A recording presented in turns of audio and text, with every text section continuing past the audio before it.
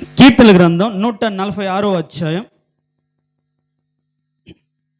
కీర్తన గ్రంథం 146వ అధ్యాయం 9వ వచనం. 147వ అధ్యాయం. కీర్తన గ్రంథం 147వ అధ్యాయం 9వ వచనం. పశువులకును ఆరోచుచుండు పిల్ల కాకులకును ఆయన ఆహారం ఇచ్చేవాడు. దేవునికి స్తోత్రం. హల్లెలూయా చెప్దాం. హల్లెలూయా. ఈ మాట ఒక వారం క్రితం దేవుడు నా హృదయంలో ఉంచాడు. పిల్ల కాకులకు దేవుడు ఆహారం ఇచ్చేవాడు. పిల్ల కాకులకు దేవుడు ఆహారం ఇచ్చేవాడు.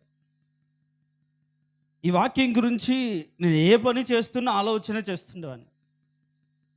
అరుచుచూ ఉండు పిల్ల కాకులకు నీవు ఆహారం ఇచ్చే దేవుడవు అనే మాట నేను చెప్పాలి ప్రభువా. ఏ విధంగా చెప్పాలి, ఏమని చెప్పాలి, ఏ విధంగా దాన్ని అర్థమయ్యే విధంగా చెప్పాలి అని నేను ధ్యానం చేస్తున్నప్పుడు దేవుడు చాలా ఆశ్చర్యకరమైన మాటలు దేవుడు తెలియజేశాడు. ప్రభు చాలా విషయాలను మనకు బోధిస్తూ కొన్ని ఎగ్జాంపుల్స్ చెప్తూ ఉంటాడు. వాటిని చూసి నేర్చుకోండి, వీటిని చూసి నేర్చుకోండి. అందుకని యేసు ప్రభు కూడా తన శిష్యులతో, తనతో కూడా ఉన్న జనాలతో ఏం చెప్తున్నాడంటే, మీరు కాకులను విచారించి తెలుసుకొనిడి అంటాడు. కాకులను విచారించి తెలుసుకోవాలి. ఏం తెలుసుకోవాలి కాకుల గురించి, ఏం నేర్చుకోవాలి? సొలొమోను మహారాజు కూడా సామెతల గ్రంథంలో అనేకమైన విషయాలు బుద్ధి తెచ్చుకోవడం. ఎవరి దగ్గరికి వెళ్ళమంటాడు? చీముల ఎద్దుకు వెళ్ళమంటాడు. వాడి నడతను, దేవుడు సృష్టించిన జీవరాశులన్నిటిలో ఒక్కొక్క దానికి ఒక్కొక్క ప్రత్యేకత ఉంటుంది. మనిషిగా కొన్ని వాటిని మనం గ్రహించాలి, అర్థం చేసుకోవాలి.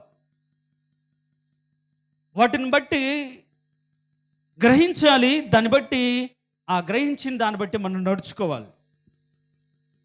మరి కాకుల గురించి మనం విచారించినప్పుడు ఏం తెలుసుకోవాలి? ఏంటి కాకి యొక్క ప్రస్థానం ఏంటి? బైబిల్లో జనరల్గా ఈ లోకంలో కూడా మనకు సంబంధించి కాకిని ఒక అపవిత్రమైన పక్షిగా మనం ఎంచుతాం. ఎందుకంటే అది పీనుగుల మీద వ్రాలినట్టుగా మనం చూస్తాం. కాబట్టి చచ్చిన కుళ్ళిన మాంసం తినేది కాకి అని మన అందరికీ తెలుసు. ఇంకా మన భారతీయ సంప్రదాయ ప్రకారం అయితే పిండా కూడు తినే కాకులు అని అనుకుంటాం. చచ్చిన వారి మీద వాళ్ళు ఎవరైనా బంధువులను కూడా వచ్చి వాలి రోజుల తరబడి ఇళ్లలో ఉన్నారనుకోండి, మా మీద పడి కాకుల్లా తింటున్నారు అని అంటారు. అది లోక సంబంధంగా. వాక్యం కూడా ఆ విధంగా సెలవిస్తుంది. జలప్రలయం ముగిసిన తర్వాత నీటిని గురించి విచారించి తెలుసుకోవడానికి ఎంతవరకు తగ్గాయో, ఏ విధంగా ఉందో తెలుసుకోవడానికి నోహు మొట్టమొదటి కాకినే పంపాడు. బట్ అది తిరిగి రాలే. అక్కడ అవిధేయత చూపించినట్లుగా, విషయం ఏంటో చెప్పకుండా స్వార్థంతో తనకు దొరికిన దాన్ని భుజించేదిగా, క్షేమకరమైన స్థితిలో నుంచి ఓడలోంచి వెళ్ళిపోయి లోకంలోనే ఉండిపోయిన దానిగా, దైవదాసునికి లోబడకుండా తిరిగి రాని కాకిగా మనం అక్కడ చూస్తాం. అందుకనేమో మరి మనకు తెలియదు కానీ ద్వితీయోపదేశ కాండంలో కూడా, లేవి కాండంలో కూడా 11, 13 వచనాలు ఏముంటుందంటే కాకి హేయమైనది అని రాయబడింది. కాకి అంటే కొన్ని పక్షులను దేవుడు హేయమైన వాటికి ఎంచాడు. వాటిలో కాకి కూడా ఒకటి. అది అపవిత్రమైనది, హేయమైనది అని వాక్యమే చెప్తున్నాడు. జలచరాల్లో కావచ్చు, లేకుంటే భూ జంతువులో కావచ్చు, వేటి మాంసం తినొచ్చో, వేటిది మాంసం తినకూడదు అని వాక్యంలో చాలా స్పష్టంగా క్లియర్గా ఉన్నాయి. ఏవి పవిత్రమైన జంతువులో పక్షులో, ఏవి అపవిత్రమైన జంతువులో పక్షులో దేవుడు ముందుగానే తేటపరిచాడు. దేవుడు చెప్పినప్పుడు వాటిల్లో కాకి గురించి మనం చూస్తే కాకి హేయమైనది అని రాయబడి. కానీ అలాంటి హేయమైన కాకినే తన సేవకుని యొక్క ఆహారాన్ని ఇచ్చేదిగా దేవుడు వాడుకున్నట్లుగా మనం చూస్తాం. ఏలియా కెరీతు వాగు దగ్గర ఉన్నప్పుడు ఉదయ సాయంకాలం కాకోలం ఏం చేస్తుందంటే రొట్టెను మాంసమును అతనికి తీసుకొచ్చినట్టుగా మనం చూస్తాం. దీన్ని బట్టి మనం కానీ గమనించగలిగితే అపవిత్రమైన కాకే, కానీ దాన్ని దేవుడు ద్వేషించకుండా, అపవిత్రమైన వాటిలో లెక్కించబడినప్పటికీ వాటిని దూరంగా పెట్టకుండా సేవకుని యొక్క అవసరతలు తీర్చడానికి వాటిని ఏర్పరచుకున్నట్టుగా మనం చూస్తాం. దేనికి స్తోత్రం, హల్లెలూయా. మన జీవితాల్లో కూడా మనము కూడా ఏకంగా త్రోవ తప్పి పనికి మాలిన వారమై దేవునికి దూరమైనప్పుడు, ఏ యోగ్యత మనలో లేనప్పుడు, అవిధేయులుగా ఈ లోకంలో మనం బ్రతుకుతున్నప్పుడు దేవుని తెలుసుకొని దేవునికి దూరంగా బ్రతకాలి నిర్ణయించుకున్నటువంటి ఈ కాకి లక్షణాలు మన బ్రతుకులో కూడా ఉంటాయి. నేను రాసుకున్నాను, కాకి దొంగ బుద్ధి కలిగింది. మన చిన్నపిల్లలు కానీ ఏదైనా పట్టుకొని పోతే కాకులో చేంజ్ చేసి తనుకుపోతాయి. కాకి గంట ఒక కాకి వయసు దాదాపుగా 5-6 సంవత్సరాలు బ్రతుకుతుంది, కొద్ది మ్యాక్సిమం 10 years కానీ బ్రతుకుతుంది. కానీ కాకికి ఉన్న మెచ్యూరిటీ లెవెల్, జ్ఞానపు లెవెల్ ఏంటంటే 10 సంవత్సరాల వయసు ఉన్నట్టు ఒక పిల్లవాడి యొక్క ఆలోచన శక్తి ఎలా ఉంటుందో కాకి అలాంటి జ్ఞానము, అలాంటి ఆలోచన శక్తి ఉంటుందండి. పక్షులల్లా కల్లా అతి తెలివైనది కాకి అని, తెలివిగా ఉండేది, మనల్ని నిత్యము గమనిస్తూ గుర్తుపెట్టుకోగలిగినది, ఏం చేశారో జ్ఞాపకం ఉంచుకోగలిగిన పక్షి కాకేనంట. కాకి గురించి మనం చూస్తే దాని యొక్క అది అవిధేయత చూపింది. మీరు కాకి నడక కానీ చూస్తే ఎప్పుడైనా చూసింటారా? కాకి ఎలా నడుస్తుంది? అటు ఇటు అటు ఇటు వంకర నడక నడుస్తుంది. మీరు కాకి కానీ నడిస్తే ఆ కాలు ఇటు చూడండి, ఇంటి దగ్గరికి వెళ్ళినప్పుడు అటు ఇటు అంటే నడక కూడా స్ట్రైట్గా ఉండదు, చక్కగా ఉండదు. నడక కూడా వంకరి నడక, అటు ఇటు. తర్వాత అది అపవిత్రమైనది, తర్వాత మలినమైనటువంటి వాటిని తినే స్థితి ఉంది. దీన్ని మానవుడికి కానీ కంపారిజన్ కానీ మనం చేసుకోగలిగితే మన బ్రతుకు కూడా అదే. దేవుని ఎదుట మన నడతను చెరుపుకున్నాం, తిన్నని మార్గాన్ని చెరుపుకున్నాం, దుర్నీతికి వలన కలిగి బహుమానాల కోసం లోకంలో ప్రాకులాడుతున్నాం, నీతిని వదిలిపెట్టాం, పరిశుద్ధత వదిలిపెట్టాం, సమర్పణ వదిలిపెట్టాం, దేవుని సన్నిధి తిన్నగా నడవట్లేదు. యూదాలాగా ఒక అడుగు దేవుని దగ్గర, ఇంకొక అడుగు లోకంలో వేసి బ్రతుకుతున్నావు. ఎవరు అంటే కాకిలాగా నడిచేవాళ్ళు. అయినప్పటికీ కూడా దేవునికి కృప, దేవునికి కనికరం మానవుల పట్ల ఎలా ఉందో మనం ఈ అధ్యాయంలో లేకుంటే ఈ వచనం ద్వారా మనం చెప్పుకోవచ్చు. కాకి గురించి మొట్టమొదటిగా అది అపవిత్రమైనది అని, దొంగ బుద్ధి కలిగిందని, అవిధేయతతో కూడిన కలిగిందని, వంకర నడక నడిచిందని, అపవిత్రమైనదని, మలినమైనవి తింటాయని మనకు తెలుసు. అయితే వాటిల్లో మంచి గుణాలు కూడా కొన్ని ఉన్నాయి.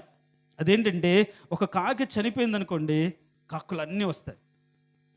అవి మామూలుగా అరిచే కావు అనే ఒక వ్యక్తి ఏమన్నాడంటే, కావు కావు అని కాకులు ఒక వాస్తవాన్ని నేర్పుతాయి. ఈ లోకంలో డబ్బు ధనం శాశ్వతం కావు, ఆస్తి అంతస్తులు మనతో రావు అని కాకులు కావు కావు అన్నప్పుడల్లా కూడా ఏవి నీ సొంతం కావు, ఏవి నీకు శాంతిని చేకూర్చలేవు అని అది ఒక సత్యాన్ని నేర్పుతుందని ఒక భక్తుడు అన్నాడు. కావు ఏవి కావు, అవునా కదా? అయితే వాటిలో ఐక్యత ఉంది. అవి తిండి దొరికినప్పుడు ఒక్కడే స్వార్థంతో తినకుండా అరిచి అనేకులు పిలుస్తాయి, చచ్చినప్పుడు కూడా అరిచి అనేకులు పిలుస్తాయి, వెలిపిస్తాయి. అంత మాత్రమే కాకుండా తర్వాత రోజుల్లో మనం చూస్తే కాకులు కూడా దేవునికి లోబడి దేవుని మాట విన్నట్టుగా మనం చూస్తాం. ఇది చాలా సింపుల్గా కాకుల గురించి. కాకుల యొక్క శాస్త్రీయ నామం, ఇక్కడ బయాలజీ వాళ్ళు ఉంటే అక్కడ ఏమనుందంటే కార్పస్ కోరక్స్ అంట శాస్త్రీయ నామం. ప్రతిదానికి కూడా మనకు కూడా ఒక శాస్త్రీయ నామం ఉంది, హోమియోసెపియన్స్ అని. మన మానవునికి కూడా ఒక శాస్త్రీయ నామం. అట్లా కాకి యొక్క శాస్త్రీయ నామానికి మనం చూస్తే కార్పస్ కోరాక్స్, ఇది ఎక్కువ అలక్సా ప్రాంతంలో ఉంటాయి. వాటన్నిటి గురించి మనం చూస్తే మనకు జనరల్గా మన దేశంలో మన ఇళ్ళ మధ్యలో నిత్యము మనం చూస్తున్న పక్షి ఏంటంటే కాకి. ఏంటి బాబు కాకి గోల, కాకి గురించి మాకేంటి ఈరోజు అని మనం చెప్తుంటామేమో, కానీ ఒక వాస్తవాన్ని మనకు చెప్పాలి. ఇప్పుడు కాకి యొక్క పిల్లల గురించి, అరచుచుండు కాకి పిల్లలకు, మనం చదివిన మాట, అరచుచుండు పిల్ల కాకులకు దేవుడు ఆహారం ఇచ్చేవాడు. ఇప్పుడు కాకి గురించి మనం చూస్తే కాకిలో అవిధేయత ఉంది, అపవిత్రత ఉంది, దేవుని సన్నిధి వదిలిపెట్టి మలినాన్ని చెడును లోకంలో తిని బ్రతుకుతి స్థితిలో ఉంది, లోబని తత్వం ఉంది. అలాంటి కాకుల విషయంలో దేవుడు ఒక మాట చెప్తాడు. అంటే తన బిడ్డలను, తన పిల్లను బలపరచాలనే ఉద్దేశంతో కాకుల గురించి మరి విచారించినప్పుడు ఆ విత్తవు కోయవు, వాటికి గరిసె లేదు, కొట్టు లేదు, కానీ దేవుడు వాటిని పోషిస్తున్నాడు. దేవునికి స్తోత్రం, హల్లెలూయా. పక్షులను పోషిస్తున్నట్లుగా, సమస్త జీవరాశులను దేవుడు పోషిస్తున్నట్టుగా మనం చెప్తూ ఒక ఆశ్చర్యకరమైన విషయాన్ని,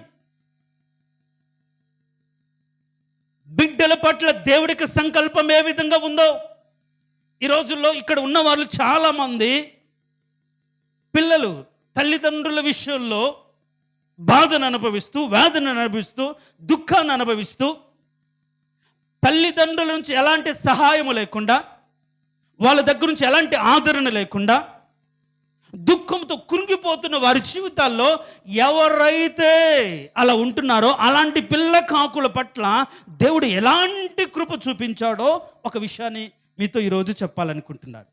ఆ రోజు చుండు పిల్ల కాకులకు ఆయన ఆహారము ఇచ్చే దేవుడు. ఇదే మాటను యోబు భక్తుడు అడ్రస్ చేస్తూ 38వ అధ్యాయం యోబు గ్రంథం 38వ అధ్యాయం 41వ వచనం. 38వ అధ్యాయం, తిండి లేక తిరుగులాడుచు కాకి పిల్లలు దేవునికి మొర్రపెట్టినప్పుడు కాకికి ఆహారం సిద్ధపరచువాడేవాడు. దేవునికి స్తోత్రం, హల్లెలూయా. తిండి లేక ఆహారం కోసం తిరుగులాడుచున్నప్పుడు కాకి పిల్లకు దేవుడు ఏం చేస్తున్నాడంటే ఆ తల్లి కాకులకు ఏం చేస్తున్న ఆహారాన్ని సిద్ధపరుస్తున్నట్లుగా మనం చూస్తాం. ఇప్పుడు ఆ రోజు చుండు పిల్ల కాకులు అనే మాటను పట్టుకొని ఎందుకు అరుస్తున్నాయి పిల్ల కాకులు? దేనికోసం అరుస్తున్నాయి? ఆకలితో అలమటిస్తున్నాయి. ఇప్పుడు అవి స్వతహాగా సంపాదించుకోవాలని స్థితి, రెక్కలు వచ్చి ఎగరగలిగి ప్రయాణించగలిగి దేని మీద రాలగలిగి ఏదైనా సరే సంపాదించుకొని బ్రతకలేని స్థితిలో ఉన్న పిల్ల కాకుల విషయాల్లో దేవుడు ఎంత కృప చూపిస్తున్నాడో మనం చూస్తాం. ఈ 38వ అధ్యాయం 41వ వచనాన్ని మళ్ళీ కానీ మనం చదువుకుంటే ఏమనుందంటే, తిండి లేక తిరుగులాడు కాకి పిల్లలు దేవునికి మొర్ర పెట్టినప్పుడు. కాకి పిల్లలు తిండి లేక అంటే అవి తిరిగి సంపాదించుకోలేని స్థితిలో, ఎలా బ్రతకాలో అర్థం కాని స్థితిలో, ఎలా జీవించాలో తెలియని స్థితిలో అరవడం తప్ప వాళ్ళకేం తెలియదు. అలాంటి స్థితిలో అక్కడ రాయబడిన మాట మనం చూస్తే, కాకికి ఆహారం సిద్ధపరిచిన దేవుడు. కాకి కంటే తన తల్లి కాకికి ఆహారం అంటే పిల్లల యొక్క బాధను బట్టి, పిల్లల యొక్క అరుపులను బట్టి, కన్నీలను బట్టి తల్లిదండ్రులకు ఆహారం ఇచ్చేవాడు. ఈ పాయింట్ నాకు బాగా నచ్చింది. ఈ రోజుల్లో చాలామంది అనుకుంటారు, నా తల్లిదండ్రులు నన్ను చూడట్లేదు అనుకుంటారు, నన్ను పట్టించుకోవట్లేదు అనుకుంటారు, లేకుంటే వారు నా పట్ల సరిగ్గా సాయం చేసే స్థితి వాళ్ళకు లేదు అని అనుకుంటారు. నేనేం చెప్తున్నానంటే, ఒకవేళ నీ తల్లిదండ్రులకు దేవుడు ఆహారం ఇచ్చి పోషించగలే స్థితి కావాలనుకుంటే నువ్వు ప్రార్థన చేయి, నువ్వు అరువు, అయ్యా నేను స్వతహాగా సంపాదించుకోలేను, నేను బ్రతకలేను, నా తల్లిదండ్రులు సంపాదిస్తే నేను బ్రతకగలుగుతాను, నేను పోషించగలుగుతాను. వారేమో తిరుగులాడుతూనే ఉన్నారు, ఎటు తిరుగుతున్నారో వాళ్ళ తిరుగులాట అంతా కూడా మా గురించే. ఏ విధంగా నా పిల్లలకు పెట్టుకోవాలి, సంపాదించుకోవాలి, పెద్ద చేయాలి, ఏ బాధ లేకుండా వాళ్ళు చూసుకోవాలని లోకంలో తిరుగుతున్నారు, బాధపడుతున్నారు, ప్రయాసపడుతున్నారు, కష్టపడుతున్నారు. నా తల్లిదండ్రులకు ఏదైనా ఒక సహాయం చేయి, ఏదైనా ఒక ఉద్యోగం ఇవ్వు, లేదైనా ఒక బ్రతుకు తెరువును చూపించు అని పిల్లలు ప్రార్థన చేయగలిగితే, అడగగలిగితే, అరవగలిగితే ఏమరుస్తారంటే, పిల్లలు నీకెందుకు చేత కాదు, వెళ్ళి సంపాదించు, మాకెందుకు పెట్టవు, మాకెందుకు చేయవు, నువ్వెందుకు అలా లేవు, నువ్వు సరిగ్గా ఉంటే మా బ్రతుకు ఇట్లా ఎందుకు ఉంటుంది అని చాలామంది పిల్లలు తల్లిదండ్రులను ఎద్దావా చేసి వారికి బలహీనతను ప్రశ్నిస్తూ, ఆ బిడ్డల పట్ల మేము ఏమి చేయలేకపోతున్నామనే బాధ వాళ్ళ హృదయంలో ఉంటే ఇంకా పొడుస్తూ వాళ్ళ యొక్క ఆ బలహీనతను, ఆ పరిస్థితిని ఇంకా దెప్పిపడుస్తూ బాధపరిచే విధంగా ఈరోజు పిల్లలు తయారవుతున్నారు. నేను పిల్లలకు చెప్పే మాట ఒకటే, నీ తల్లిదండ్రులకు ఆహారం దేవుడు ఇచ్చినట్లుగా నువ్వేం చేయాలి? దేవుని సన్నిధిలో అరుచు. అయ్యా మాకు ఆహారం కావాలి. ఇప్పుడు అరుచుతుంటే పిల్ల కాకులు అరుస్తున్నాయి. దేనికోసం? వారికి ఆహారమే, వాళ్ళు బ్రతుకు తెరువు కోసమే. కానీ దేవుడు డైరెక్ట్గా వాటికి ఆహారం ఇవ్వకుండా ఎవరికి ఆహారం ఇస్తున్నాడు? తల్లి కాకులకు ఇస్తున్నాడు. దీన్ని బట్టి మనం ఏమర్థం చేసుకోవాలంటే, బిడ్డలారా, పిల్లలారా ఇక్కడ ఉన్నారు, ఒకవేళ మీ తల్లిదండ్రుల పట్ల మీకు ఒకలాంటి ద్వేషం ఉంచుకొని, బాధ ఉంచుకొని, వాళ్ళు సరిగ్గా లేరనే వేదన హృదయంలో ఉంచుకొని, మాకు ఏం సహాయం చేయలేకపోతున్నారనే ఆలోచన ఉంచుకొని, ఎలాంటి సహాయం వాళ్ళ వల్ల నాకు అందట్లేదు అని బాధపడుతుంటే, నువ్వు అలా కాదు బాధపడాల్సింది, అలా కాదు అరవాల్సింది. అయ్యా నన్ను పోషించినట్లుగా నీ కృప చూపించండి, నా తల్లిదండ్రులకి ఏదైనా ఒక ఆధారం చూపించండి అని నువ్వు ప్రార్థన చేయగలిగితే, తల్లి కాకులకు, తల్లిదండ్రులకు దేవుడు ఏం చేస్తాడంటే ఆహారం ఇచ్చే దేవుడు. దేనికి స్తోత్రం, హల్లెలూయా. ఇప్పుడు పిల్ల కాకులు అన్నాం కదా, దానికి దగ్గరికి ఇంకొక వాక్యం దేవుడు నాకు చూపించాడు. ఆ మాట చూద్దాం, చూడండి. అదే యోబు గ్రంథం 24వ అధ్యాయం.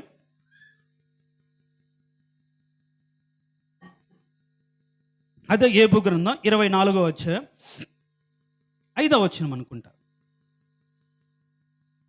యోబు గ్రంథం 24వ అధ్యాయం ఉందా? అరణ్యములోని అడవి గాడిదలు తిరుగునట్లు బీదవారు తమ పని మీద బయలుదేరి వేటను వెతుకుదురు, ఎడారిలో వారి పిల్లలకు ఆహారము దొరుకును. దేవునికి స్తోత్రం, హల్లెలూయా. ఇప్పుడు పిల్ల కాకులు అనే దాన్ని మొదటిగా ఏమని చెప్తున్నా అంటే, వారంతటి వారు పోషించుకోలేక, సంపాదించుకోలేక, తల్లిదండ్రుల మీద ఆధారపడి, తల్లిదండ్రులు చదివిస్తే, తల్లిదండ్రులు సంపాదిస్తే దాని మీద బ్రతికి వారు బలపరచబడే ఒక చిన్న పిల్లలు అని మనం చెప్పుకున్నాం. రెండవదిగా ఈ పిల్ల కాకులు, పిల్లలు అనే దానికి మనం ఏమని చెప్పుకోవచ్చు అంటే, ఇక్కడ బీదవారు అని రాయబడు. బీదవారు ఏం చేస్తున్నారు? ఈ బీదవారు అరణ్యములు అడవి గాడిదలు తిరిగినట్లుగా రోజంతా కష్టపడుతుంటారు, రోజంతా ప్రయాసపడుతుంటారు. మన కొందరి జీవితాలను మనం చూస్తే ఉదయం నుంచి రాత్రి 10 గంటల వరకు కూడా ఆ పిల్లల కోసం ఆ తల్లిదండ్రులు కష్టపడుతుంటారు. నేను క్యాంపెయిన్కి వెళ్ళినప్పుడు పల్లెటూళ్ళలో ఉన్నటువంటి తల్లిదండ్రుల ముఖాలను కానీ చూస్తే వయసు 40 ఏండ్లు ఉంటాయి. నా వయసు కూడా 45, 46 ఏండ్లు. మొన్న సేవకుడు మా ఇంటికి వచ్చి, నాకు 46 ఏండ్లు అంటే నమ్మలే. నిజమా సార్, నేను 30, 35 ఏండ్లు అనుకున్నాను అని అన్నాడు. నాకు ఇంత సంతోషం వేసింది. కానీ అదే 45, 46 ఏండ్ల వయసు ఉన్నటువంటి వాళ్ళు పల్లెటూళ్ళలో చూస్తే ముఖమంతా నల్లగా మాడిపోయి ముడతలు పడి, వాళ్ళ పిల్లలు చూస్తే వాళ్ళు ఇంటర్ 10th క్లాస్కి వచ్చిన పిల్లలే, వాళ్ళు నా ఇంత ఏజే ఉంటుంది. కానీ వాళ్ళ ముఖాల్లో చూస్తే ఎంతో 60 ఏండ్ల ముసలి వాళ్ళలాగా ఉన్నట్టుగా, పిల్లల కోసం రాత్రంగా పగలనికి ఎండలో ప్రయాసపడి, అంటే దున్నేవారు, లేకుంటే శ్రమ పడేవాళ్ళు, ప్రయాసపడేవాళ్ళు ఎండకు ఎండిపోయి వాళ్ళ బ్రతుకులు అలా ఉంటాయి. కారణం ఏంటంటే, వాళ్ళు కష్టపడైనా సరే మన బిడ్డలను బ్రతికించుకోవాలి, పోషించుకోవాలని ఉంటుంది. కాబట్టి బీదవారు అంటే ఎలాంటి సాయం లేకుండా ఏదో ఒక పని చేసుకోవాలి, ఏదో ఒక బ్రతకాలి, ఏదో ఒక విధంగా జీవించాలి.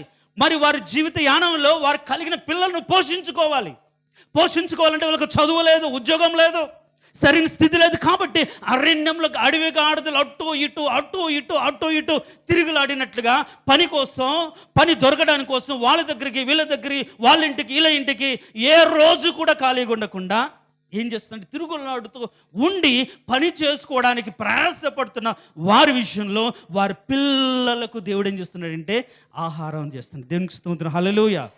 చెప్దాం, ప్రైజ్ లార్డ్, హల్లెలూయా. తల్లిదండ్రులను బట్టి నువ్వు దుఃఖపడకుండా, తల్లిదండ్రుల పక్షాన నువ్వు కానీ అరవగలిగితే, ప్రార్థించగలిగితే, నీ తల్లిదండ్రులకు దేవుడు ఏం చేస్తాడంటే ఆహారాన్ని ఇస్తాడు. తల్లిదండ్రులకే ఆహారం ఇస్తాడు. వారి ద్వారా నీవు పోషించబడతావు, వారి ద్వారా దేవుడు నిన్ను పోషిస్తాడు.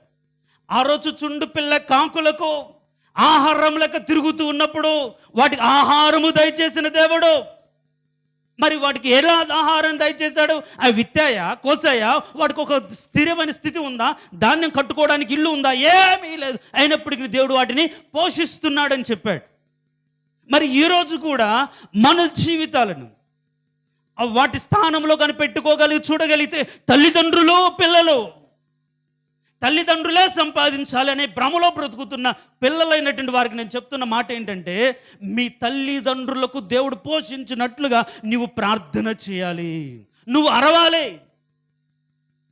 ఒక వయసుకు వచ్చిన తర్వాత వారు నిందించడమో, వారిని బాధించడమో, కష్టపడడమో కాదు.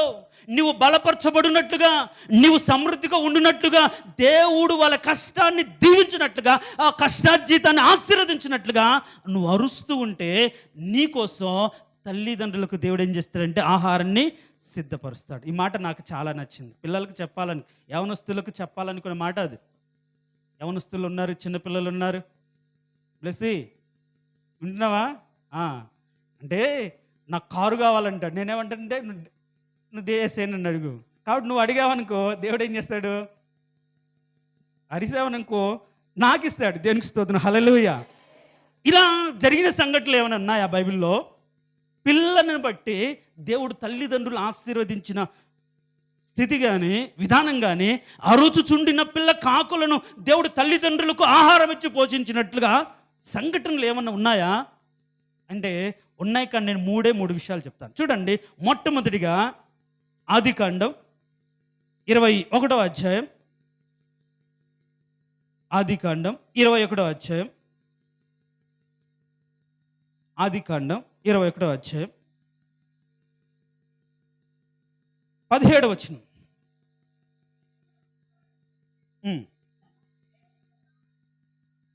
చాలు, ఇక్కడ 2 మాటలు ఉన్నాయి. దేవుడు ఆ చిన్నవాని మొరని విన్నాడు.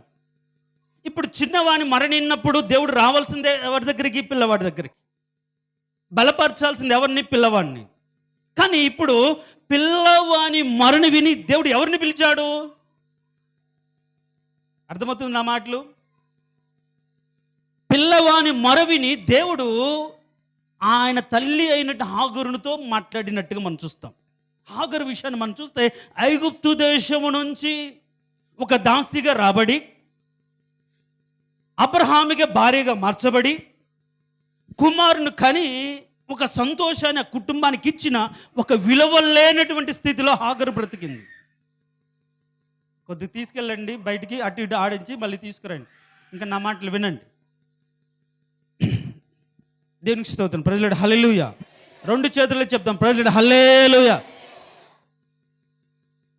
దాసిగా వెళ్ళిన ఆమె యజమానురాలుతో సమానంగా దేవుడు కృప చూపించాడు.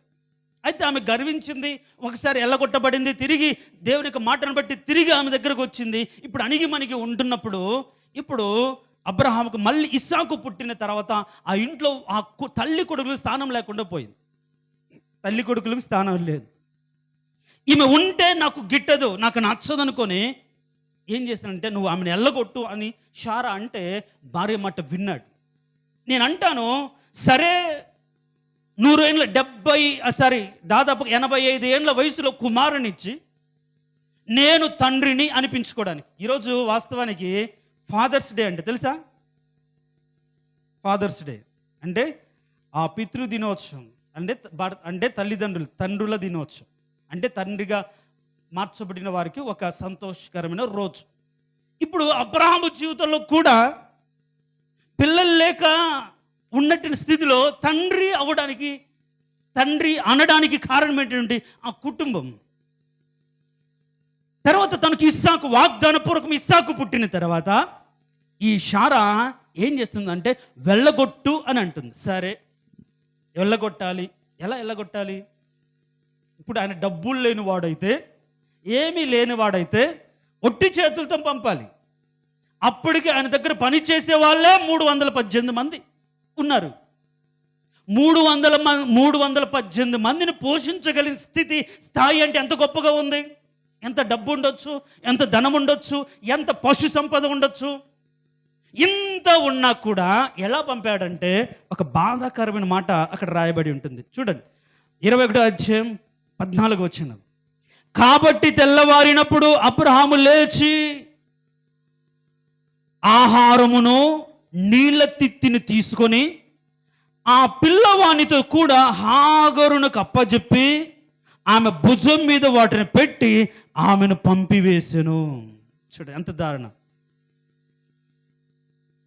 ఒకవేళ ఏదో ఒక ఊర్లోకి తీసుకెళ్ళి ఒక ఇల్లు తీపిచ్చి, అమ్మా ఇదిగో ఆమెకు నీకు పడట్లేదు కదా, ఇక ఇంట్లో ఉండు, లేక ఈ ఊర్లో ఉండు, అప్పుడప్పుడు నేను వచ్చిపోతుంటాను, నేను సాయం చేస్తాను, సో ఈ డబ్బు ఉంచుకో, ఈ ధనం ఉంచుకో, ఇది నీ బ్రతుకు కోసం ఉంటుందా అని ఏదో ఒక ఊర్లో వదిలిపెట్టలేదు, ఇంకొక చోటుకి అప్పచెప్పలేదు, తనకు ధైర్యాన్ని పుట్టించే విధంగా ఏ విధంగా లేదు. అబ్రహాం ఇచ్చింది ఏంటి తెలుసా? ఒక నీళ్ళ తిత్తి, కాస్త ఆహారం. ఏమిచ్చాడు? కొంత ఆహారాన్ని ఇచ్చాడు, నీళ్ళ తిత్తినిచ్చాడు. ఎంతసేపు నీళ్ళు ఉంటాయి? పోనీ ఎక్కడ వదిలిపెట్టాడు? ఏదైనా పట్టణంలో వదిలిపెట్టాడు, ఏదైనా ఊర్లో వదిలిపెట్టాడు? లేదు, బెహర్షెబా అరణ్యంలో వదిలిపెట్టేశాడు. ఎండకు ఇప్పుడు వస్తేనే లీటర్ నీళ్ళు తాగుతాం, వాళ్ళ తిత్తి ఎంత పెద్దదో కానీ నీళ్ళు అయిపోయాయి, తిన్న తిండి అయిపోయింది, ఇంకా నీళ్ళు అయిపోయి ఆకలేసి పిల్లవాడు దాదాపుగా 15 ఏళ్ళ వయసు ఉంటుంది. 85 ఏళ్ళ వయసులో పిల్లవాడు పుడితే ఇస్సాకు పుట్టేటప్పుడు 100 ఏళ్ళు అంటే దాదాపుగా ఇస్మాయిల్కు 15 ఏళ్ళ వయసు ఉంటుంది. పిల్లవాడు అని రాయబడింది. ఎంత పిల్లవాడైనా సరే ఒకరోజు 1 గంట ఎండకు తట్టుకొని ఉంటాడేమో, ఇంకా ఆకలికి తట్టుకోలేక తాళలేక ఇంకా కేకలేస్తూ ఏడుస్తుంది, అమ్మా నాకు ఆకలిస్తుంది, అమ్మా నాకు ఆకలిస్తుంది. ఏంటి మన బ్రతుకేంటి? ఎందుకని మన నాన్న ఇలా చేశాడు? ఎందుకని నిర్దాక్షిణ్యంగా వదిలిపెట్టాడు? వీటన్నిటికీ హాగరు దగ్గర సమాధానాలు లేవు. ఉన్నాయా? ఏమీ లేవు. దాసిగా ఉండినప్పుడే బాగుండేది, అంత ముద్ద దొరికేది, పడి ఉండేది పని చేసుకుంటూ. కానీ తల్లిని చేశాడు, పిల్లవాడిని ఇచ్చాడు, ఒక స్థానం కల్పించాడు, కానీ ఏమి ఇవ్వకుండా అరణ్యం వదిలిపెట్టేశాడు. ఎంత దారుణం చూడండి. ఏమి ఇవ్వలేదండి, బ్రతకడానికంటూ ఏమి ఆధారం లేదు. అంటే ఆయన అనుకున్నాడు, చస్తే చచ్చారు నాకెందుకు అన్నట్టుగా వదిలిపెట్టేశాడు. మనుషులు వదిలిపెట్టేశారు, కట్టుకున్నవాడు వదిలిపెట్టేశాడు, ఆ ఊరిని వదిలిపెట్టేసింది ఆమె. ఇప్పుడు అరణ్యంలో ఇంకా ఆ యొక్క ఎండకు తాళలేక పిల్లవాడు ఏం చేస్తాడు? అరుస్తూ ఉన్నాడు. ఈమె ఏడుస్తూనే ఉంది. ఏంటి నా బ్రతుకేంటి? ఉన్న ఊరిని వదిలిపెట్టాను, దేవుడు నాకు ఒక స్థితి కలగజేశాడు అనుకొని బ్రతుకుతున్నాను, కానీ ఆ స్థితిని కూడా దేవుడు తీసేశాడు. ఇప్పుడు నాకు ఎవరు దిక్కు? ఎవరు కాపాడుతారు? ఎవరు ఓదార్స్తారు? నా అన్న వాళ్ళు ఎవరు లేరే, ఖచ్చితంగా ఈ ఎండలో ఎడారిలో చావాల్సిందే అనుకొని ఆమె ఒక పక్క దుఃఖంతో ఉంది. ఈ పిల్లవాడు కూడా ఏడుస్తూ ఉన్నాడు. అప్పుడు జరిగిన సంఘటన ఏంటి అంటే చూడండి, 17వ వచనంలో,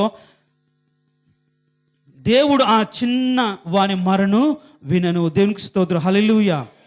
అరుచుచుండు పిల్ల కాకుల మరును దేవుడు వినే దేవుడు. నేనేం రాసుకున్నానంటే, దేవుడు చిన్న పిల్లల ప్రార్థనను అలక్ష్యం చేయడు, వాళ్ళ మరణ వినే దేవుడు. ఖచ్చితంగా వారి ప్రార్థన వింటాడు. వాళ్ళ ప్రార్థన విని తల్లి కాకి ఆహారం ఇచ్చినట్లుగా ఇప్పుడు మనం రాసిన మాటలో చిన్నవాని మరణి విన్నాడు, కానీ ఎవరిని పిలిచాడు? హాగరుని పిలిచాడు. ఇప్పుడు హాగరును పిలవడానికి గల కారణం ఏంటి? పిల్లల ఏడిపే కదా. అయ్యా నేను చచ్చిపోతున్నాను, ఎలా బ్రతకాలి? తండ్రి వదిలేశాడు, తల్లి చాంతగాంతానిగా ఉంది, పోషించలేని స్థితిలో ఉంది, తనకంటూ ఆధారం లేదు. నా బ్రతుకంట్లా చిన్న పిల్లవాడేం కాదు కదా, 15 ఏళ్ళ వయసు అంటే స్థితిగతులు ఎరిగిన వాడే కదా. ఆ స్థితిలో ఏడుస్తున్నాడు, మొర్ర పెడుతున్నాడు. ఆ మొర్రను దేవుడు విన్నాడు. పిల్ల కాకుల మొర్రను, బీదవారి యొక్క మొర్రను, ఆహారం కోసం ఎతుకుతున్న వారి మొరను, బ్రతకడానికి కోసం నా కుటుంబం పోషణార్థమే నువ్వు కృప చూపించండి ప్రభు అని అడుగుతున్న వారి మొరను ఆయన వినే దేవుడు అండి. సర్వజీవుల కన్నులు ఆయన వైపు చూస్తూనే ఉన్నాయి. వారికి తగిన కాలం ఆహారం ఇచ్చు దేవుడు అని బైబిల్లో రాయబడి ఉంది. చూడండి, ఇప్పుడు ఈ చిన్న పిల్లవాడైనంటే ఈ యొక్క ఇష్మాయేలు దేవుని సన్నిధిలో ఎండలో ఏడుస్తున్నాడు, ప్రాణంపై స్థితిలో ఉంటే దేవుడు ఆ అరుచుచున్న ఆ యొక్క పిల్లవాడిని యొక్క రోదన విని హాగరుని పిలిచి వారి దగ్గరికి వచ్చి ఏం చేశాడంటే, అక్కడ మనం చూస్తే 18వ వచనం, అప్పుడు దేవుడు ఆకాశము నుండి హాగరుని పిలిచి, హగరునికేమొచ్చింది, భయపడకము, ఆ చిన్నవాడున్న చోట దేవుడు వాని స్వరము విని ఉన్నాడని చెప్పి నీవు లేచి ఆ చిన్నవాడిని లేవనెత్తి నీ చేత పట్టుకునము, వాని గొప్ప జనంగా నేను చేస్తాను అని చెప్పి అక్కడ ఏం చేసింది, ఒక ఊట తీసినట్లుగా 19వ వచనం ఉంది. వాళ్ళ నీళ్లు తాగి బ్రతికారు. 20వ వచనం మనం చూస్తే దేవుడు ఆ చిన్నవానికి తోడైండెను కనుక అతడు పెరిగి పెద్దవాడై అరణ్యంలో కాపురం ఉండి విలుకాడు ఆయను. దేవునికి స్తోత్రం, హల్లెలూయా. ఆ రోజు చుండు చిన్న పిల్ల కాకులకు మరణ వినే దేవుడు. కాబట్టి ఈరోజు ప్రియ పిల్లలారా, ఎవరైతే ఉన్నారో తల్లిదండ్రులకు సరైన ఉద్యోగం లేదని, తల్లిదండ్రులకు సరైన పోషణ లేదని, వాళ్ళు సరిగ్గా మనం బ్రతికించట్లేదని, వారు సరిగ్గా మనం చూసుకోవట్లేదని నువ్వు మనస్ఫూర్తిగా నా తల్లిదండ్రులకు ఒక ఆధారాన్ని చూపించగని అని నువ్వు అని అరవగలిగితే, ప్రార్థించగలిగితే, నీ ప్రార్థన దేవుడిని నీ తల్లిదండ్రులతో మాట్లాడి వారికి ఒక ఆధారాన్ని ఇచ్చే దేవుడిగా ఉన్నాడు. వాళ్ళు బ్రతకడానికి ఊట తీశాడు. ఈరోజు ప్రపంచం అంతా కూడా మక్కాకి వెళ్తారు ముస్లిం సహోదరులు. దేనికో తెలుసు, అక్కడ ఒక ఊట, ఆ రోజు తీయబడిన ఊట ఇప్పటికీ కూడా ప్రవహిస్తూనే ఉంది. దేవునికి స్తోత్రం, హల్లెలూయా. ఆ రోజు చుండి పిల్ల కాకులకు ఆయన ఆహారం ఇచ్చేది. ఇస్మాయేలు యొక్క ప్రార్థన బట్టి తల్లిదండ్రులను పిలిచి బలపరిచి వారికి తోడుగా ఉండి కాపాడిన దేవుడు. కాబట్టి ఈరోజు నువ్వు దిగులు పడాల్సిన అవసరం లేదు. నాకు తోడు ఎవరు లేరే, నన్ను బలపరిచే వాళ్ళు ఎవరు లేరే, నాకు అండగా ఉండేవాళ్ళు ఎవరు లేరే, నన్ను ఓదార్చే వాళ్ళు ఎవరు లేరే, నన్ను దీవించే వాళ్ళు లేకుంటే నన్ను చేదతీర్చే వాళ్ళు ఎవరు లేరే, నేను ఒంటరి వారినే, దిక్కులేని వాడినే, ఎవడు నాకు దిక్కు ప్రభువా, నా కుటుంబానికి దిక్కు ఎవరు, ఆదరణ ఎవరు, నన్ను బలపరిచేది ఎవరు అని అనుకుంటున్నావేమో, ఆయనే దిగి వచ్చి నిన్ను పోషిస్తున్న దేవుడు. చూడండి, ఈరోజు ప్రపంచంలో ఎక్కువ జనాభా ఉన్న కంట్రీస్ కూడా ఏమున్నాయంటే ముస్లిం కంట్రీస్ ఉన్నాయి. చూడండి, ఇస్మాయిల్ యొక్క ప్రార్థన విని దిగి వచ్చి అతన్ని దీవించాడు, తల్లిని కూడా ఆశీర్వదించినట్టుగా మనం చూస్తాం. ఆ రోజు చుండు పిల్ల కాకుల మొరను విని తల్లిదండ్రులకు ఆహారం ఇచ్చే దేవుడు. దేవునికి స్తోత్రం, హల్లెలూయా. అంటే నిస్సహాయమైన స్థితిలో మన కుటుంబం ఉంటున్నప్పుడు ఎవరైతే, అందుకే పిల్లలకు ప్రార్థన నేర్పాలని చెప్పడానికి గల కారణం ఏంటి? పిల్లలు ప్రార్థన నేర్చుకోగలిగితే తల్లిదండ్రులు బాధలు ఉన్నప్పుడు పిల్లలు కన్నీరు కార్చగలుగుతారు, ప్రార్థన చేయగలుగుతారు. అయ్యా నా తల్లికి బాగలేదు, నా తండ్రికి బాగలేదు, వాళ్ళు బాగలేకపోతే మేము ఎట్లా బ్రతకాలయ్యా, నీ దయ చూపించు ప్రభువా, నీ కనికరం మా మీదకి రానియండి ప్రభు అని నేర్పిన ప్రార్థన ఖచ్చితంగా పిల్లలు చేస్తూ ఉంటారు. అందుకని పిల్లలకు ప్రార్థన నేర్పాలి. ఆమె ఏం నేర్పిందో మనకు తెలియదు, కానీ ఆ ప్రార్థన అయితే దేవుడు విని ఆగరును పిలిచి బలపరిచినట్టుగా మనం చూస్తాం. అరచుచుండు పిల్ల కాకుల మొరను దేవుడు వినే దేవుడు, వారు విత్తవు కోయకపోయినా పోషించే దేవుడు. అంటే నిస్సహాయమైన స్థితిలో, ఆదరణ లేని స్థితిలో ఉన్న పిల్లలను దేవుడు ఏం చేస్తున్నాడంటే తల్లిదండ్రులను ఆదరించి ఒక బలమైన జనాంగంగా దేవుడు మారుస్తున్నాడు.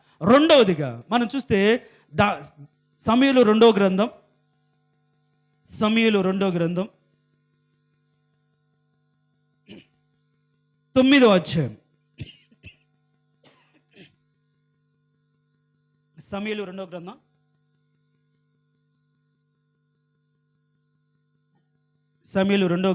9వ అధ్యాయం.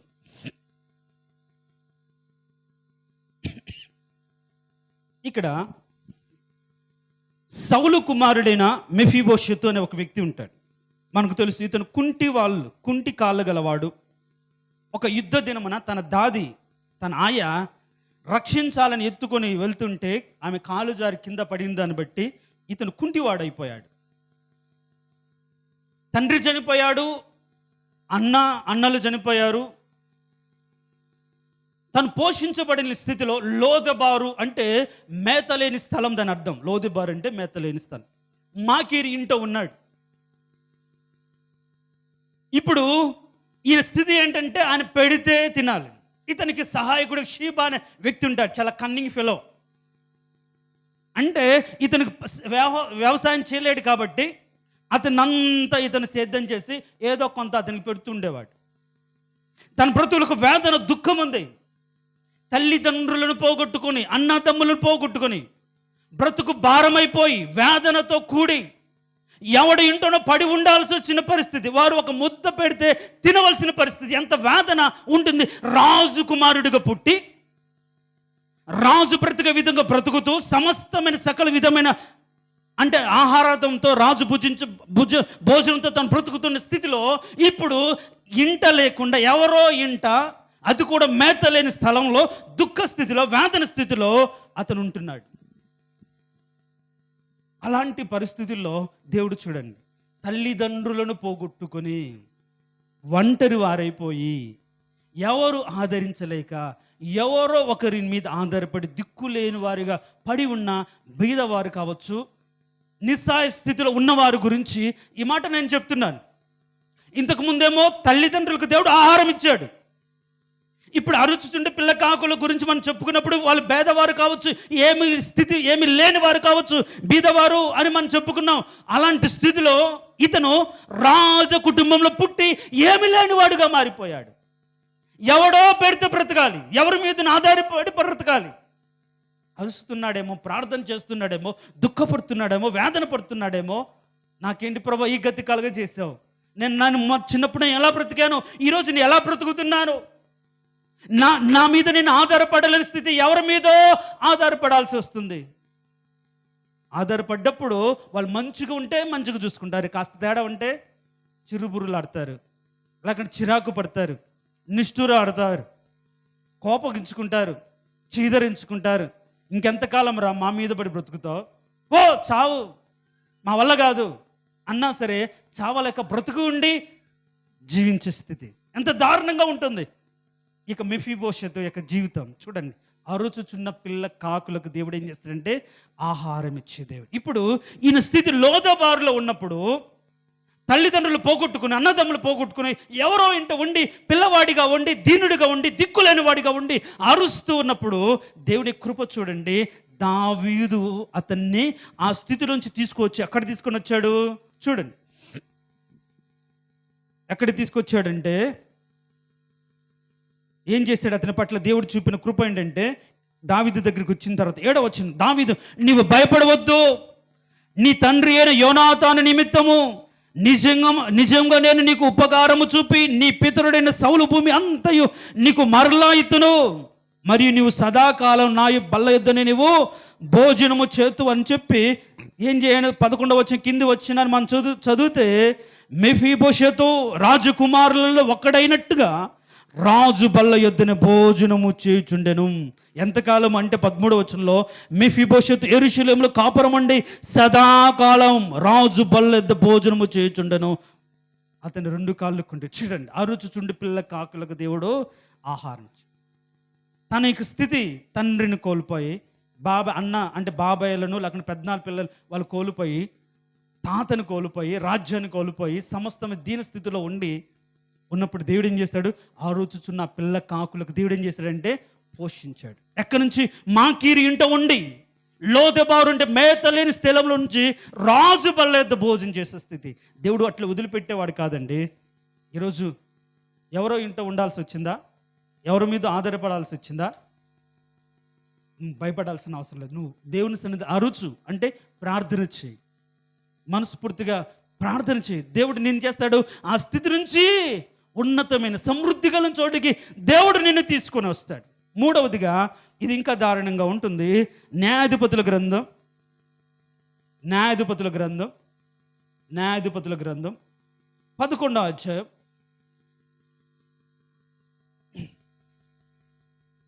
11వ అధ్యాయం 2వ వచనాన్ని చూస్తే,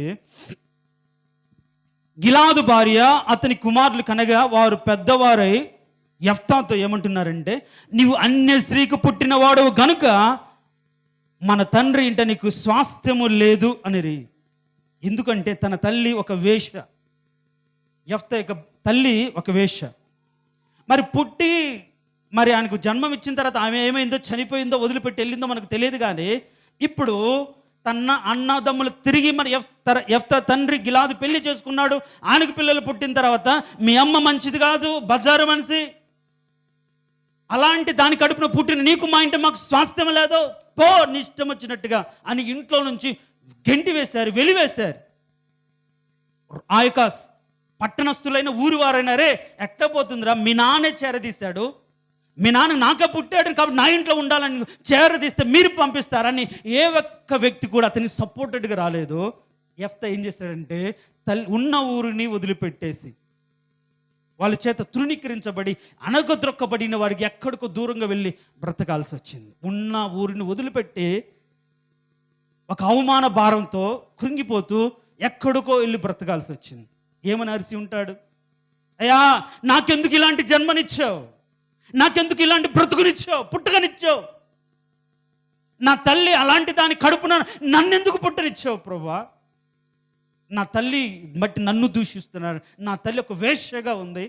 నా అన్నదమ్ములే, నీ తల్లి మంచిది కాదు, బజారు మనిషి, చెడిపోయింది, మా నాన్నకే పుట్టిందని గ్యారంటీ ఉందిరా అని నెట్టివేశారు అని ఎంతగా కురింగిపోయింటుందో, ఎంతగా వేదన పడి ఉంటాడో యెఫ్తా దుఃఖంతో దూరం అయిపోయాడు. కానీ దేవుడైతే వదిలిపెట్టాడా? వదిలిపెట్టలేదు. చూడండి, ఆ రోజు చుండు పిల్ల కాకులకు దేవుడు ఆహారం ఇచ్చే దేవుడు. వారు బాధపడుతున్నప్పుడు దేవుడు వారిని పోషించేవాడు, వారిని ఆదరించేవాడు. కాబట్టి యెఫ్తా కూడా తన ఊరిని, సొంత జనాన్ని, నా అనుకున్న బంధువులను వదిలిపెట్టి ఎక్కడో వెళ్ళి బ్రతకాల్సి వచ్చింది.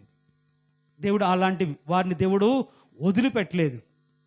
దేవుడు అతనికి తోడై ఉండి, ఇప్పుడు యెఫ్తా అక్కడికి వెళ్ళిన తర్వాత ఆయన స్థితి ఏంటంటే తన సంగతి అంతా కూడా దేవుడికి చెప్పుకుంటుండేవాడు. ఎట్లా ప్రభా నా బ్రతికి, ఎట్లా ప్రభా నాకు వాల్యూ లేదే, అంటే విలువ లేకుండా పోయిందే, నేను తలెత్తుకోని స్థితిలో నేను బ్రతకలేకపోతున్నానే, నన్ను తల ఎత్తువాడు నీవే కదా, దిక్కులేని వారిని పోషించేవాడవు, వాళ్ళకు నువ్వే దిక్కు కదా ప్రభువా, కాబట్టి నా దిక్కుగా నువ్వుండు అని ఎంతగా అరుస్తుండేవాడో. ప్రతి ఒక్కటి దెప్పి పొడుస్తూ ఉంటే నీ తల్లి అలాంటిదిరా అని అంటూ ఉంటే ఎంత కృంగిపోయేవాడో. చిన్నప్పుడు తెలియదు, కానీ ఒక వయసుకు వచ్చిన తర్వాత తన తల్లి మంచిది కాదు, తన తండ్రి మంచివాడు కాదంటే ఆ పిల్లలకు వేదన చాలా దారుణంగా ఉంటుంది. కాబట్టి తల్లిదండ్రులు ఒక వయసుకు వచ్చిన తర్వాత చాలా జాగ్రత్తగా ఉండాలి. పిల్లలే ప్రశ్నించే స్థితిలోకి తెచ్చుకోకూడదు. నువ్వు మాత్రం మంచిదానివా, నువ్వు అలా తిరిగిన దానివే కదా అంటే ఇంకే తల్లి ఏ తండ్రి ఏం చెప్పలేడు. కాకపోతే అనడానికి ఆమె లేదేమో, తండ్రిని అన్న ఉపయోగం లేదేమో, ఆ కుటుంబాన్ని వదిలిపెట్టి యెఫ్తా వెళ్ళిపోయాడండి. ఈ రోజుల్లో ఎంతమంది అలాంటి కుటుంబాలు లేవా? తల్లిదండ్రులు పోగొట్టుకుని ఎవరి మీద బ్రతుకుతున్నటువంటి కుటుంబాలు లేవా? ఉన్నవారే వదిలేస్తే ఎక్కడో వెళ్ళి బ్రతుకుతున్న జీవితాలు కావా? అరుచుచుండు పిల్ల కాకులకు, బీదలను, దిక్కులేని వారిని ఆయన పోషించే దేవుడు. యెఫ్తాను వదిలిపెట్టలేదండి. యెఫ్తా దేవుని సన్నిధి తన సంగతి అంతా చెప్పుకుంటున్నప్పుడు దేవుడు అతని కృపనిచ్చి అతని బలాఢ్యుడిగా మార్చబడ్డాడు. ఒకరోజు ఎవరైతే వెళ్ళగొట్టారో, వద్దు అన్నారో, వాళ్ళే మళ్ళీ యెఫ్తా దగ్గరికి ఏదైనా పరాక్రమం గల బలాఢ్యుని తెలుసుకొని సమాచారం పంపించి, నువ్వు మా యుద్ధకురా, నువ్వు మా అధికారిగా ఉండు అన్నప్పుడు ఏం చేశాడో చూడండి. ఆ మాట చూసుకొని ముగించుకుందాం. అదే న్యాయాధిపతుల గ్రంథం 11వ అధ్యాయం 11వ వచనం. కాబట్టి యెఫ్తా గిలాదు పెద్దలతో కూడా పోయినప్పుడు జనులు తమకు ప్రధానునిగాను అధిపతినిగాను అతను నియమించుకునేరి. అప్పుడు యెఫ్తా మిస్పాలో యెహోవా సన్నిధిని తన సంగతంతయు వినిపించాను. దేవునికి స్తోత్రం, హల్లెలూయా. ఆ రుచుచుండు పిల్ల కాకులకు ఆయన ఆహారం ఇచ్చే దేవుడు. మనుషులు వదిలిపెట్టొచ్చు, మనుషులు తృణీకరించవచ్చు, కానీ దేవుడు అలా వదిలిపెట్టే దేవుడు కాదు. అందుకని దేవుడు పుట్టినది మొదలు నేటి వరకు దేవుడు మనల్ని పోషించే దేవుడు, కాపాడే దేవుడు, బలపరిచే దేవుడు. యెఫ్తా తన సంగతి అంతా వినిపించుకున్నాడు దేవుని సన్నిధిలో. దేవుడు ఏం చేశాడు? ఆహారం ఇచ్చాడు, పోషించాడు. అనగద్రొక్కబడి, గెంటివేయబడి, తృణీకరించబడిన స్థితిలో ఇప్పుడు ఆయనే వారికి అధిపతిగా, నాయకుడిగా, ప్రధానికి వెళ్ళాడు. చూడండి ఎట్లా దేవుడు బీదలను పెంట కుప్పల మీద ఉంచానా లేవనెత్తే దేవుడు. మన దేవుడు ఎంత మంచి కలిగిన దేవుడును మనం కలిగి ఉన్నాము. కాబట్టి ప్రియులారా, ఈ సందర్భంగా నేను చెప్పేది ఏంటంటే, నువ్వు అరుస్తున్నావా? ఈ దిక్కులేని స్థితిలో, వేదన స్థితిలో మనస్ఫూర్తిగా నువ్వు అరిస్తే నీ తల్లిదండ్రులకు ఆహారం ఇస్తాడు, నిన్ను పోషించే దేవుడు, నీకు ఆధిక్యతనిచ్చే దేవుడు, నిన్ను బలపరిచే అలాంటి దేవుణ్ణి మనం కలిగి ఉన్నాం. కాబట్టి ఏమని, అయ్యా ఆ రోజు చుండు పిల్ల కాకులకు ఆహారం ఇచ్చినట్టుగా నాకు ఆహారం ఇవ్వు అని, నా తల్లిదండ్రులకు పోషించు అని మనం ప్రార్థన చేయగలిగితే దేవుడు మనల్ని పోషించి, మనల్ని బలపరిచి, మనల్ని దీవిస్తాడు, మనకు తోడుగా ఉంటాడు. ఈ దేవుడి చిన్న వాక్యం దీవించిన కాక తలలో వంచండి.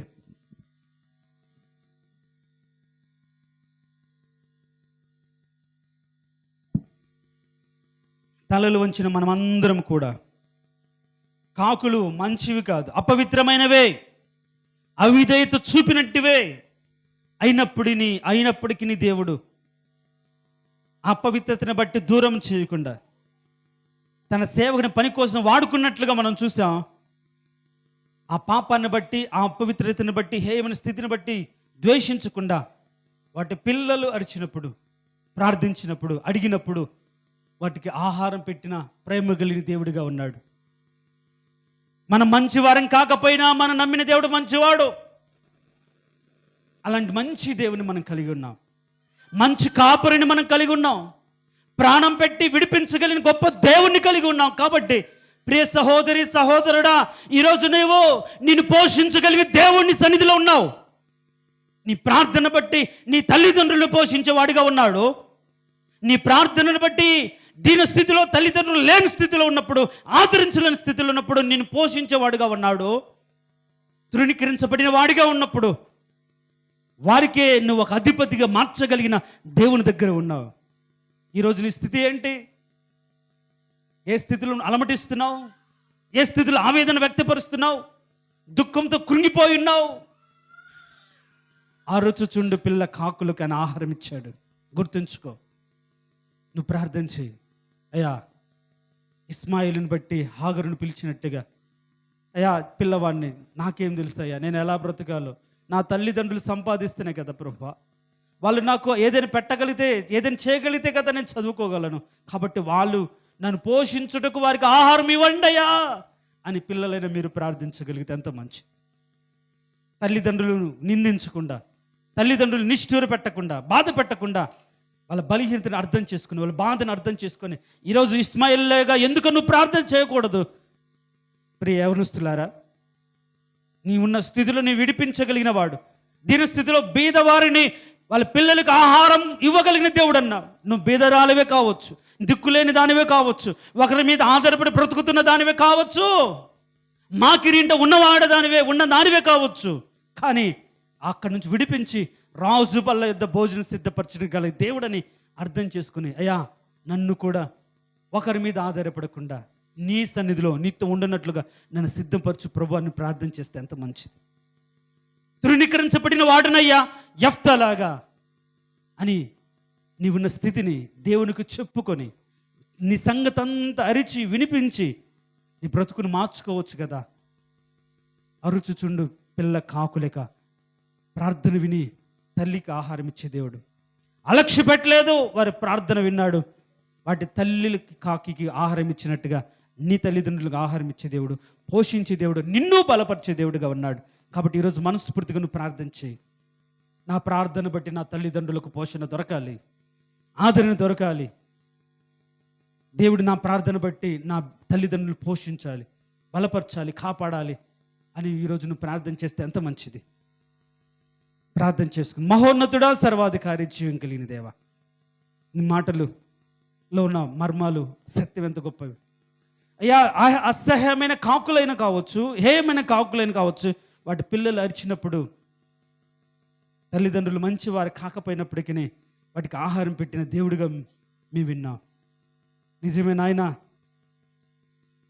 నిర్దాక్షిణంగా అబ్రహాము నీతిమంతుడై నిన్ను ఎరిగిన వాడైండు కూడా వదిలిపెట్టేసి నట్టేట ముంచినప్పటికి కూడా మీరైతే వదిలిపెట్టకుండా పిల్లవాని మరవిని తల్లిని పిలిచి బలపరిచి దాహమిచ్చి స్థిరపరిచిన దేవుడిగా ఉన్నారని మేము ఉన్నాం. కాబట్టి పిల్లలైన వారు తల్లిదండ్రుల కోసం ప్రార్థన చేస్తే ఎంత మంచిది. చేస్తే మంచిదని ఎరిగిన వారు ప్రార్థన చేయనట్లుగా నీ కృప చూపించండి. మాకిరింట ఉన్నట్టు మెఫీబోషెతు లాగా ప్రభువా, వారున్న స్థితిలో పిల్లలు ప్రార్థన చేసినప్పుడు వారికి ఆహారం ఇచ్చినావు, స్థితిని మార్చావు. ఏ పిల్లలైతే అయ్యా వాళ్ళ బ్రతుకు తెరువు కోసం వేరే వాళ్ళ మీద ఆధారపడి మాటలు పడుతూ, దుఃఖపడుతూ, వేదన పడుతూ, అయ్యా నాకంటూ ఒక స్థితి కలగచేయ్యా, నేను కూడా క్షేమంగా ఉండాలని అనుకుంటే ఆ స్థితి నీ వల్ల కలుగుతుంది ప్రభు అని ఎవరైతే మెఫీబోషెతులాగా ప్రార్థన చేశారో వారు లోదెబారులో నుంచి, మేత లేని స్థలములోంచి మార్చి రాజు అయినటువంటి రాజు అయిన నీ బల్ల యుద్ధ నిత్య భోజనం వారికి సిద్ధం చేయండి ప్రభా. తృణీకరింపబడిన యెఫ్తా మీరు అధిపతిగా, అదే ప్రజలకు అధిపతిగా మార్చినట్లుగా ఆ పిల్లలను మీరు ఎలాంటి ఆహారం ఇచ్చారో, ఎలాగా పోషించారో మేము విన్నాం. అలాగా మా సంఘములో ఉన్నటువంటి ప్రతి కుటుంబాన్ని మీరు పోషించి బలపరిచి, నా దేవుడి బట్టి నేను స్థిరపరచబడ్డని ఒక సాక్ష్యాన్ని బిడ్డలు చెప్పినట్లుగా నీ కృప ప్రతి కుటుంబం మీద ఉండునుగాక. ప్రతి కుటుంబాన్ని మీరు పోషించుదురుగాక. ప్రతి కుటుంబానికి మీరు గుప్పిలు విప్పి కూర్మితో గొప్పగా మీరు మేలులు చేయుదురుగాక. తగిన కాలమందు వారికి ఆహారం ఇచ్చుదురుగాక తండ్రి. నీకు స్తోత్రం. అలా ఇచ్చి మీరే మహిమ తెచ్చుకొని యేసు నామమున అడిగి వేడుకుంటున్నాము తండ్రి. ఆమెన్.